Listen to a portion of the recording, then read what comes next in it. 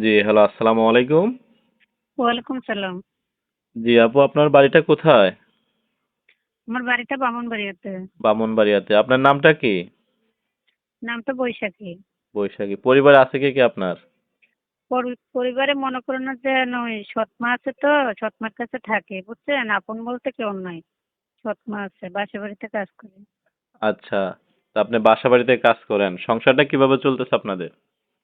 কিভাবে চলবে? ওই বাসা বাড়িতে কাজ করি, টুকটাক যা পাই এগুলো দিয়ে সংসার চলে, বাসা ভাড়া দেই।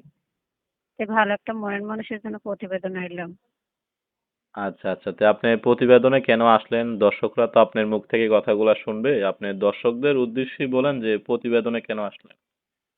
প্রতিবেদনে আসলাম যে মুসলমানের শরীয়ত মতো যদি আমার পাশে কেউ থাকে, ভালো মনের মানুষ, দুঃখে সুখে এরকম একটা ভালো মনের মানুষের জন্য অনেক কষ্ট হয়, সৎমার কাছে থাকে, অনেক জ্বালা যন্ত্রণা দেয়, যদি ভালো একটা মনের মানুষ পাইলে তাকে জীবন সঙ্গী করবো।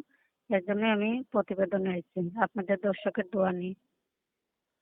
আচ্ছা, যদি কোনো বয়স্কর অথবা বয়স যদি বেশি হয়, যদি আপনাকে বিবাহ করতে চায় এবং যদি সম্পর্ক করতে চায়, আপনার এতে কোনো আপত্তি আছে?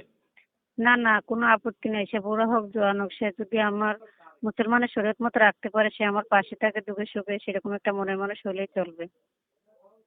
আচ্ছা, ঠিক আছে। দর্শক, আপনারা ওনার কথাগুলো শুনলেন। ওনার নাম্বারটা হয়তো ভিডিও স্ক্রিনে দিয়ে দিব। ওইখান থেকে আপনারা নাম্বারটি নিয়ে ওনার সাথে যোগাযোগ করে ওনার বিস্তারিত জেনে নেবেন।